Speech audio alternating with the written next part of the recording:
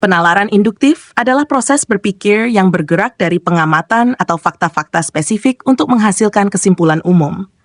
Berbeda dengan penalaran deduktif, di mana kesimpulan bersifat pasti jika premisnya benar, penalaran induktif menghasilkan kesimpulan yang mungkin benar tetapi tidak dijamin. Penalaran induktif sering digunakan dalam penelitian, pengambilan keputusan, dan dalam kehidupan sehari-hari. Berikut adalah penjelasan lebih lanjut mengenai penalaran induktif. 1. Definisi penalaran induktif.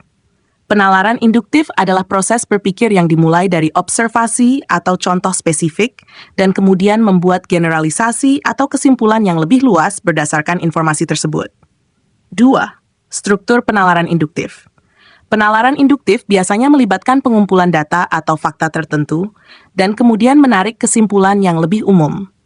Struktur penalaran induktif dapat digambarkan sebagai berikut. Observasi spesifik, pengamatan atau fakta yang dikumpulkan.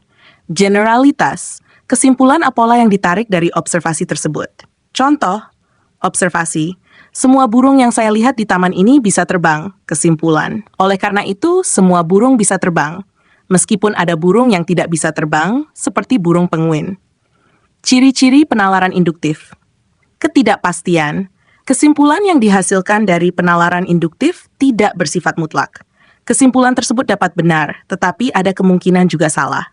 Berdasarkan observasi, penalaran ini bergantung pada data atau fakta yang dikumpulkan melalui pengamatan. Generalitas, menciptakan pola atau generalisasi dari beberapa contoh spesifik. Kelebihan penalaran induktif, fleksibilitas.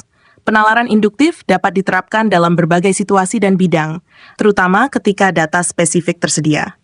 Kemampuan untuk menemukan pola dapat membantu dalam menemukan pola atau tren dalam data yang dapat menjadi dasar untuk hipotesis atau teori. Mendorong penemuan baru. Proses ini dapat menghasilkan ide-ide baru dan memperluas pemahaman kita tentang suatu fenomena. 5. Kekurangan penalaran induktif.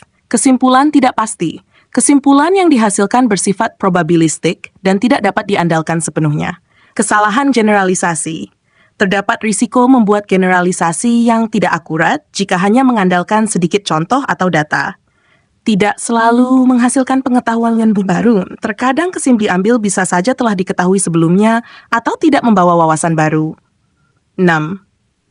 Penerapan penalaran induktif.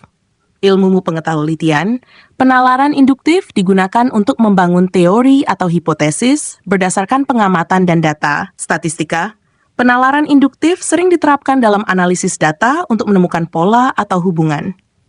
Kehidupan sehari-hari, banyak keputusan sehari-hari yang diambil berdasarkan penalaran induktif, seperti memperkirakan cuaca berdasarkan pola sebelumnya.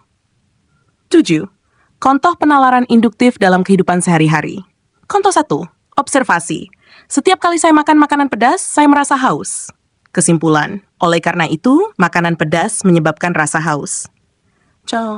Observasi. Di musim panas, saya melihat banyak orang memakai pakaian tipis. Kesimpulan.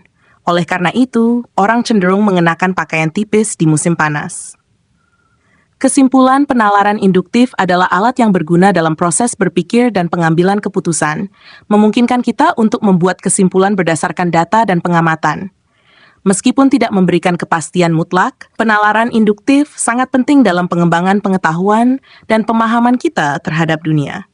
Dengan hati-hati mengumpulkan data dan mempertimbangkan konteks, penalaran induktif dapat menghasilkan wawasan berharga dan panduan untuk tindakan di masa depan.